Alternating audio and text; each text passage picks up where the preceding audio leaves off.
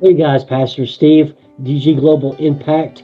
Today we're going to be talking about, this week actually, a five-part series, The Fire of Temptation. And we're going to be talking about Shadrach, Meshach, and Abednego in the fiery furnace from Daniel chapter 3. And we're going to talk about fire of temptation. And the first thing we want to talk about today is that false worship is set up to tempt us. Temptation is not just about sin. It's about who wins our worship in the middle of pressure. All of us go through pressures.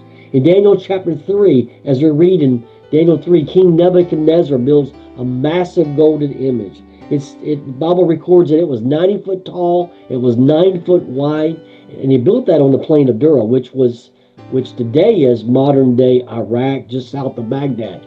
But back then, he gathers the leaders, the people from every nation, and commands them, when the music plays, bow down and worship. And if you don't, you burn. See, this just wasn't about a statue. This was about spiritual warfare through culture. See, the enemy builds systems that normalize compromise. Oh, write that down. The enemy builds systems that normalize compromise. He doesn't just tempt individuals, he shapes environments. We see that today. He creates atmosphere where bowing feels normal and standing feels extreme.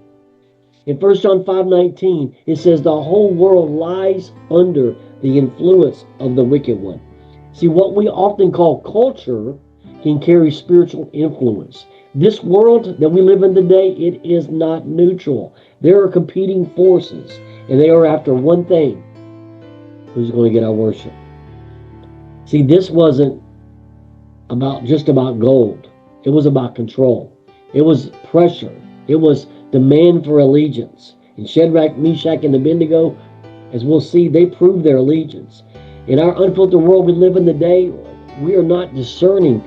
If we're not discerning, we'll be influenced.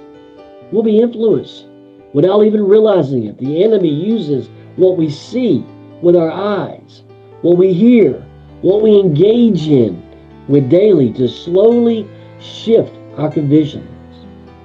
Our convictions. See, what looks normal can be spiritually dangerous. There is a current moving through this world. Ephesians 2:2 calls it the prince of the power of the air, the spirit that works in the children of disobedience. If we don't intentionally stand, we'll automatically drift.